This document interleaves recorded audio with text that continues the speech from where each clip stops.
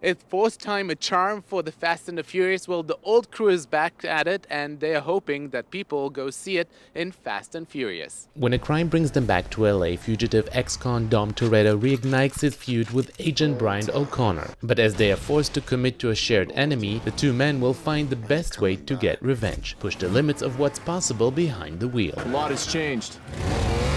You're right.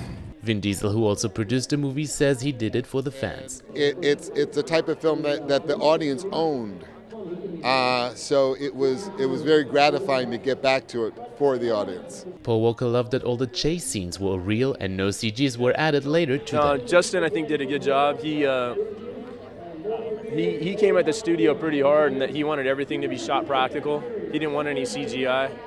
And so anything that's, with cars, especially through the tunnel sequence and all that, was all actual stuff. None of it's CG. So I think that's going to give it a different look, and I think it's going to separate it from the first two. Justin Lin, who directed already one of the franchise movies, loved having the original crew all back for this one. I think having done the last one, there was only really one reason to do another one, and that's to convince everybody to come back. I came into this franchise later, and for them to accept me, and for me to have to earn that spot, I really appreciate that. So studios really like franchises, obviously. After 4 movies, you'd think that they'd stop, but no, there's already talk that if this movie is going to make a lot of money in the box office, a 5th one is imminent. From Hollywood, I'm Ron Jacobson.